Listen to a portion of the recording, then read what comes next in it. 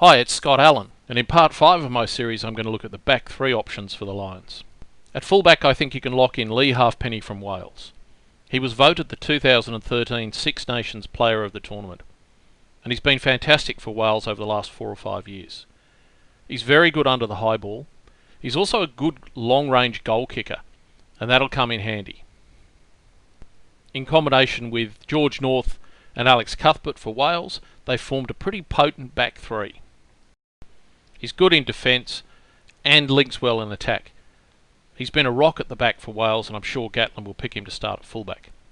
He will have competition from the other fullbacks in the squad, Stuart Hogg from Scotland and Rob Kearney from Ireland. Kearney was actually one of the standout players on the 2009 Lions tour. Whilst he didn't start the first test, he came in halfway through the match and then retained the starting position for the second and third tests. He's probably even better under the high ball than Halfpenny. He's got a great left foot clearing kick, and in attack he probably offers a little bit more impact than Halfpenny. The other plus for him is his experience and form on the Lions tour of 2009.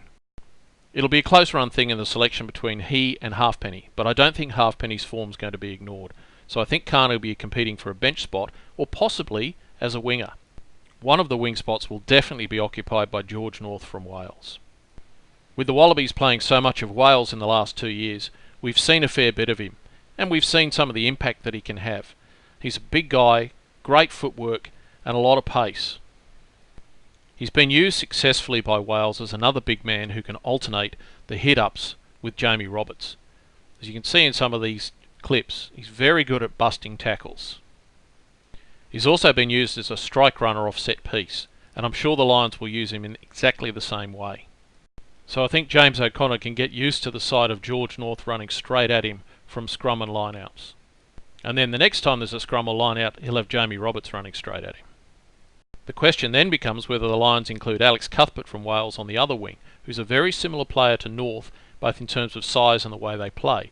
It might be tempting to have an all-Welsh back 3, but I actually think the Lions will want something a little bit different on the other wing. The other choices will be Sean Maitland from Scotland or Tommy Bowe from Ireland, and that's who I think they'll go with. Watching the Wallabies play Ireland over the years, we've seen plenty of Tommy Bowe and the threat he poses.